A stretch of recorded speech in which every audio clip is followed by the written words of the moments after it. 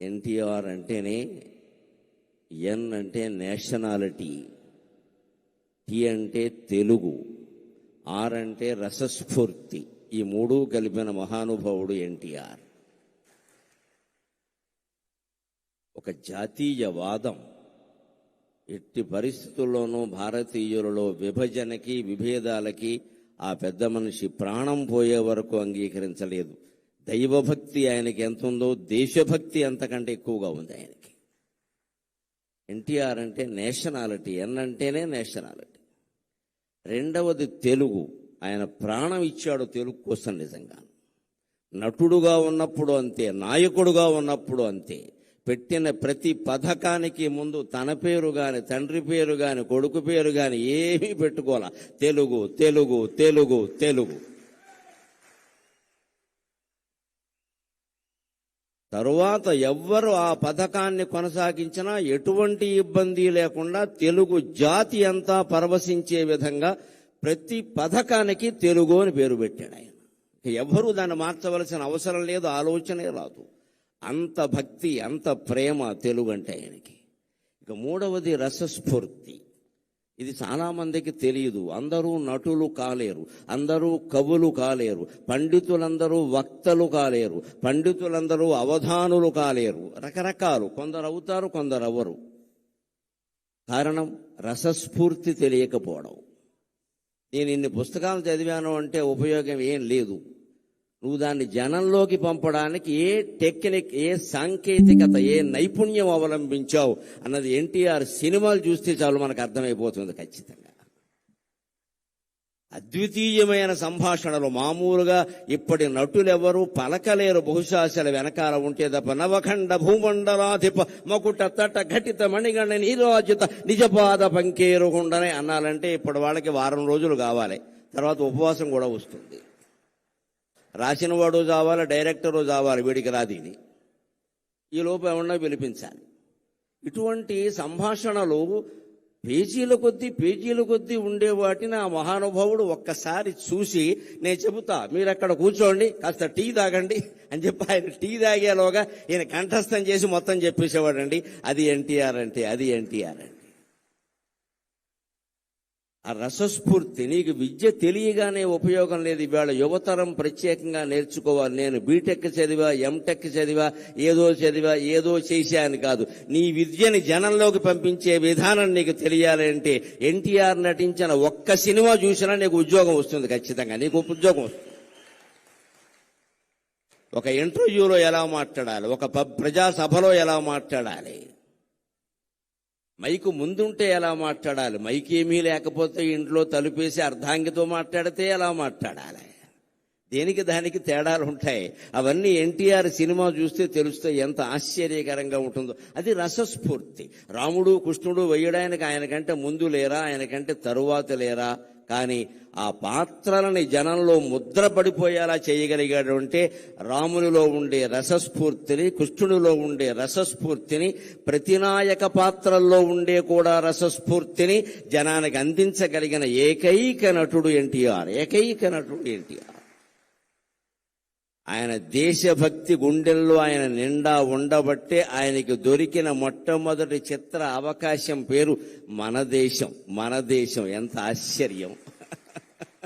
ఎవరినైనా మీరు నటించిన మొదటి సినిమా చెప్పండి అంటే మట్టి కొండ అని చెబుతాడు ఎవడో ఒకడు. అంతకంటే ఉంటుంది.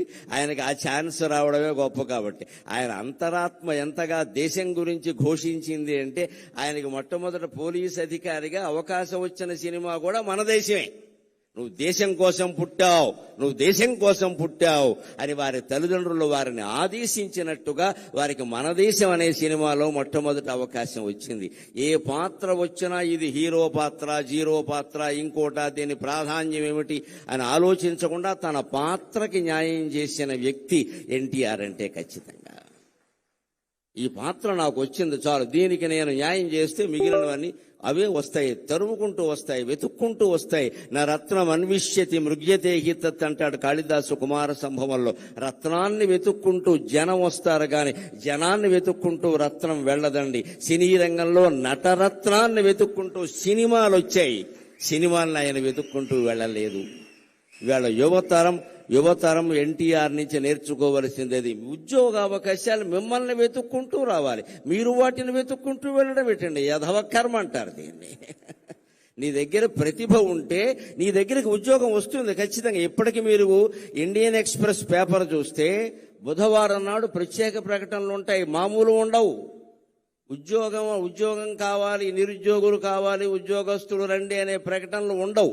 ఇండియన్ ఎక్స్ప్రెస్ బుధవారం పేపర్లో ప్రత్యేకంగా ఎలా ఉంటుంది అంటే, మేము రిటైర్ అయ్యాం, లేకపోతే మధ్యలో ఉద్యోగాలు మానేసాం, మాకు ఇప్పుడు ఉద్యోగం కావాలి, మాకు ఉద్యోగం ఇవ్వగలిగిన వాడు రండి అని వేస్తాడు ప్రకటన. వాడి దగ్గరికి వచ్చి కాళ్ళ దగ్గరికి వస్తారు, మా సంస్థలోకి రండి, మా సంస్థలోకి రండి అని. అది ప్రతిభ.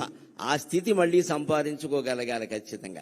మాకు ఉద్యోగం కావాలి, ఇవ్వగలిగిన వాడు రండి, మా ప్రొఫైల్ ఇది, నేను ఇంత జీతంతో ఉన్నా, ఇప్పుడు ఎందుకో బయట తిరుగుతున్నా, నాకు కావాలంటే వస్తారు, మీరు మాకు కావాలని. అటువంటి ప్రతిభను యువతరం సంపాదించుకోవాలంటే ఎన్టీఆర్ లాగా దైవభక్తి ఉండాలి, దేశభక్తి ఉండాలి, భాషానురక్తి ఉండాలి, అన్నిటికీ మించి రసస్ఫూర్తి ఉండాలి. అది మనం ఎన్టీఆర్ నుంచి నేర్చుకోవాలి ఖచ్చితంగా. మన దేశం అనే చిత్రంతో ఆయన రంగప్రవేశం చేశారు. అక్కడి నుంచి ఆయన నటించని పాత్ర లేదు. అన్ని రంగాలకి సంబంధించిన అన్ని పాత్రల్లోనూ నటించారు. పౌరాణిక, తత్వ, జానపద, సంఘ శ్రేష్ఠ, చారిత్రక ప్రణుతింగాంచిన పాత్రలన్నిటినీ ఔరాయంచు మెప్పించితీవు. మన దేశం అనేటువంటి పాత్రతో ఆయన సినిమా రంగంలో కాలు పెట్టారు. దేశభక్తికి నిదర్శనం అదృష్టం తరుముకుంటూ ఆయన్ని వచ్చింది. అదృష్ట దేవత, దురదృష్ట దేవత రెండూ ఎప్పుడూ తలుపు తడుతూనే ఉంటాయండి. గ్రహించాలి అందరూ కూడా. రెండూ తలుపు తడుతూనే ఉంటాయి. కాలింగ్ వెళ్ళకి మంచి చెడ్డ తెలీదు, ఎవరు నొక్కినా మోగుతుంది. కానీ అదృష్టానికి దురదృష్టానికి తేడా ఏమిటంటే, అదృష్ట దేవత తలుపు కొడుతుంది, నువ్వు వెంటనే తీయకపోతే వెళ్ళిపోతుంది. శని దేవత ఉంది, తలుపు కొట్టి అక్కడే జుట్టు విరబోసుకుని నూనె రాసుకోకుండా కూర్చుంటుంది. నువ్వు తీసే వరకు కూర్చుంటుంది. అర్ధరాత్రి తీస్తే అర్ధరాత్రి వస్తుంది ఖచ్చితంగా. ఎందుకంటే నేను పట్టుకోవాలని దానికి ఆసక్తి. గ్రహించుకోవాలి. అదృష్టం తలుపు తట్టినప్పుడే మనం తలుపు తెరవాలి ఖచ్చితంగా. అవకాశాలు ఎలా ఉంటాయంటే, యువతరం కోసం ఓ మాట చెబుతా. అవకాశాలు ఏసీ తలుపులు లాంటివి, మన వెనకాలే మూసుకుపోతూ ఉంటాయి. జాగ్రత్త పడాలి. ఏసీ తలుపులు చూడండి, ఏసీ గదిలో మనం ఇలా రాగానే మూసుకుపోతుంది మన వెనకాలే. కొన్ని అవకాశాలు మన వెనకాలే మూసుకుపోతాయి. అది వచ్చినప్పుడు మనం అందుకోవాలి, కానీ మనం అందుకునే వరకు అది ఆగుతుందంటే ఆగదండి. అవకాశం అదృష్టం లాంటిది. ఆయన నిరంతర కృషి, నిరంతర గ్రంథ పఠనం ముఖ్యంగా చాలా మందికి తెలుసో తెలియదు, ఆయన విశ్వనాథ సత్యనారాయణ గారి శిష్యుడు. మా గురువు గారిని ఎంతో గౌరవంగా చెప్పుకునేవారు. ఎస్ఆర్ఆర్ అని సివిఆర్ కాలేజీలో చదువుకున్నారు ఆయన.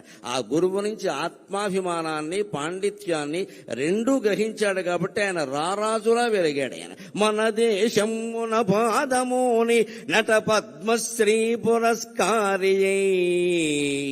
నటనలో ఆయన పద్మశ్రీ పురస్కారాన్ని పొందారు. బహుశా రాజకీయాల్లో ప్రవేశించకుండా ఉంటే భారతరత్న 20 ఏళ్ల క్రితం వచ్చుండేది ఆయనకి, అనుమానం ఏమీ లేదు అందులో.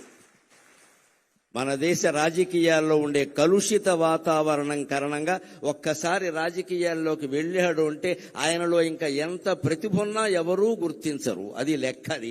అనేక రకాల పక్షపాతాలన్నీ వచ్చేస్తాయి. అందువల్ల రాలేదు తప్పితే ఇప్పుడు ఎవ్వరూ అడగవలసిన అవసరం లేకుండా యావత్ భారతానికి ఆయన రత్నమే, అనుమానమేం లేదు, అందులో అనుమానమేం లేదు. కొన్ని మహాభారతం తెలుసుకున్నా మహాభారతంలో ఆయన ధరించిన పాత్ర లేదు. ఆ రకంగా కూడా భారతరత్నమే ఆయన. ఆ రాజకీయాల్లో చేరడం కారణంగా పద్మశ్రీతో ఆగిపోయాడు, కానీ లేకపోతే ఏ బిరుదైతే సరిపోతుందండి ఆయనకి. కానీ అది చాలు ఆయన నటన వైభవానికి. అదే నాకు పద్మశ్రీ వచ్చి 2022 మార్చి 21వ తేదీన నేను పద్మశ్రీ ఎందుకున్నాక నరేంద్ర మోడీ గారు నన్ను పలకరించడానికి వచ్చినప్పుడు నేను ఎంత ఆనందం పొందాలి అంటే, నేను అభిమానించే మహానటుడికి వచ్చిన పద్మశ్రీ ఈనాడు నాకు వచ్చింది కదా అనుకున్నాను. ఈనాడు నాకు వచ్చింది కదా అనుకున్నాను.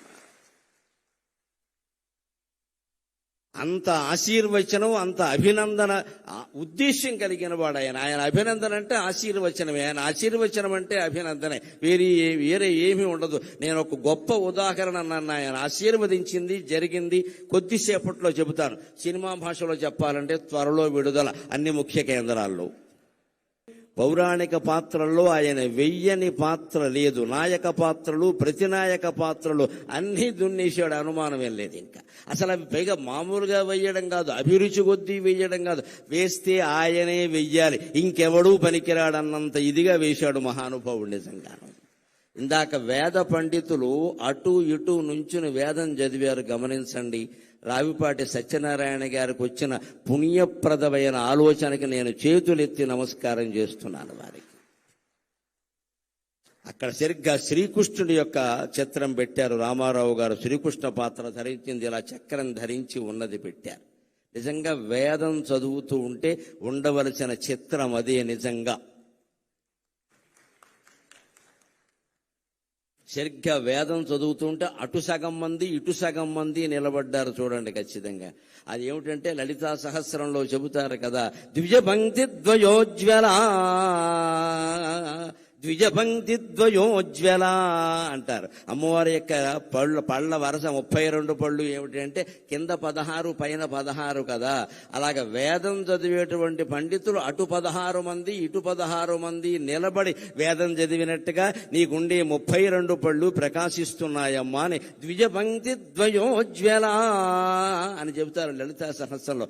అంతటి దృశ్యాన్ని వేళ పద్మశ్రీ ఎన్టీఆర్ కల్చరల్ అసోసియేషన్ వారు సత్యనారాయణ గారి నాయకత్వంలో మనకు ఎలా చూపించారు అంటే, ఎన్టీఆర్ శ్రీకృష్ణుడిగా కనిపించేలా చేసి అటు ఇటు ద్విజపంక్తి ద్వయోజ్వల అనేటువంటి దృశ్యాన్ని మనకి సాక్షాత్కరింపజేశారు. నిజంగా మన సంస్కృతిని నిలబెట్టుకోవాలంటే ముందు వేద పండితుల్ని పిలవాలి, వేదస్వస్తి చేయించాలి, కనీసం 5-10 నిమిషాలైనా చేయించాలి. సంప్రదాయం తెలిసిన వాడిని కాబట్టి చెబుతున్నా, ఏవైనా అశుభాలు మీ ఇంట్లో జరుగుతాయి జాతకం ప్రకారం అనేటువంటి అనుమానం మీకు ఏదన్నా ఉంటే 4 ఘనపాఠీలను పిలిపించి హాల్లో వేదస్వస్తి చెప్పించండి అమ్మా. అశుభం జరగనే జరగదు, అశుభం జరగనే జరగదు, అన్నీ శుభాలే జరుగుతాయి. వేదం అంత గొప్పది. వేళ దాంతో మనం సభని ప్రారంభించుకున్నాం. ఆ వేదానికి మూలమైన, వేదంతో ప్రారంభమైన శాస్త్రాలు, కావ్యాలు, పురాణాల్లో ఉండే పాత్రలన్నీ అవలోడనం చేసుకుని ఆ మహానుభావుడు పౌరాణిక పాత్రలను నటించాడు. తత్వవేత్తల పాత్రలు, పోతులూరి వీరబ్రహ్మేంద్ర స్వామి గారి పాత్ర ఎలా నటించాడు, నా భూతో నా భవిష్యతి, మరొకడు చెయ్యలేడు అన్నట్టుగానే నటించాడు ఆయన. గౌతమ బుద్ధుడు లాంటి పాత్రలన్నీ వేశాడు. రామకృష్ణ పరమ వివేకానందుడు లాంటి పాత్రలన్నీ వేశాడు. అలాగే ఇక జానపదం ఆయన్ని, కాంతారావు గారిని చెప్పుకున్నాకే ఎవరినైనా చెప్పుకోవాలి. ఆ రోజుల్లో మేము అభిమానులుగా ఊరేగే సందర్భాల్లో ఏ మాట వచ్చినా చెక్కడో వదలడో, కదలడో వదలడో, చెక్కడో దొరకడో, ఇదే గొడవ. అన్ని ఆయన సినిమాలే, మా భాష నిండా ఆ సినిమాలే ఖచ్చితంగా. చెక్కడు, దొరకడు, కదలడు, వదలడు, అన్ని గులీబా కావడే కథ, అన్నీ ఇంకా మొత్తం జానపద చిత్రాలు, రాజులకు సంబంధించిన చిత్రాలన్నింటిలోనూ ఆయనే మహారాజుగా, సేవకుడు దగ్గర నుంచి మహారాజు వరకు అన్ని పాత్రలు వేశారు. సంఘశ్రేష్ఠ సాంఘిక పాత్రల్లో కూడా తక్కువ తినలేదండి ఆయన. చిరంజీవులలో ఆయన పాత్ర ఎటువంటిది, నిజంగా ఆ గుడ్డివాడుగా నటించడం అనేది మరొకటికి సాధ్యమయ్యే విషయమా. ఉమ్మడి కుటుంబం, తల్లా పెళ్ళామ, కోడలు దిద్దిన కాపురం లాంటి సినిమాలు ఎటువంటివి. ఈవేళ మళ్ళీ యువతరానికి, కొత్తగా పెళ్ళైన వాళ్ళకి తల్లా పెళ్ళామ అనే సినిమా చాలా అవసరం. ఈవేళ మళ్ళీ వస్తే బాగుండు ఆ సినిమా అనిపిస్తుంది. కోడలు దిద్దిన కాపురం కూడా చాలా అవసరం. ఈవేళ కోడళ్ళు కాపురాలు దిద్దట్లేదు, కంప్యూటర్లో దిద్దుకుంటున్నారు కూర్చొని ఇక్కడ. అందుకని కోడలు దిద్ది, ఇవాళ ఉమ్మడి కుటుంబాలు లేవు, అన్ని మడి కుటుంబాలు, దడి కుటుంబాలు, విడి కుటుంబాలే. అసలు కుటుంబం ఎక్కడుంది, పోయింది, టొంబం మిగిలింది ఇక్కడ. ఇప్పుడు అర్ధాంగులు తక్కువ, ఆర్డర్ పెట్టేవాళ్ళు ఎక్కువ. నమశివాయ నమశివాయ. అర్ధాంగం ఎందుకంటే ఆర్డర్ పెట్టడానికి, నేను ఆర్డర్ పెట్టుకుంటా, నీకేమో ఆర్డర్ పెట్టమంటా అంతే. మీకు ఇంకా గుంటూరులో కాపురాలు ఏమైనా ఉన్నాయేమో కానీ మాకు హైదరాబాద్లో కాపురాలు లేవు. హైదరాబాద్లో కాపురం చేస్తున్న దంపతులు కాదు, స్విగ్గీ జొమాటో, అది వాళ్లే కాపురం చేస్తారు. స్విగ్గీ భార్య, జొమాటో భర్త, ఇందులో వీళ్ళకి 2 పిల్లలు ఉంటారు. ఒకళ్ళు పొటాటో, ఒకళ్ళు టొమాటో. మగపిల్లలు కాస్త గట్టిగా ఉంటారు కాబట్టి పొటాటో, ఆడపిల్లలు మెత్తగా ఉంటారు కాబట్టి టొమాటో అంతే. స్విగ్గీ జొమాటోలు కాపురం చేస్తున్నాయి కానీ పిల్లలు ఎవరు కాపురాలు చేయట్లేదండి. హైదరాబాద్లో ప్రతిరోజు ఆర్డర్ పెట్టడమే. ఆర్డర్ పెట్టడానికి పెళ్ళి ఎందుకండి? పని లేక కంప్యూటర్ ఉంటే చాలు ఇక్కడ. అలా తయారైన మన సమాజానికి ఇవాళ రామారావు గారు నటించిన ఉమ్మడి కుటుంబం, తెల్లా పెళ్ళామ, కోడలు దిద్దిన కాపురం, రైతు బిడ్డ లాంటి సినిమాలు మళ్ళీ రావాలండి. మళ్ళీ రీ రిలీజ్ కావాలండి.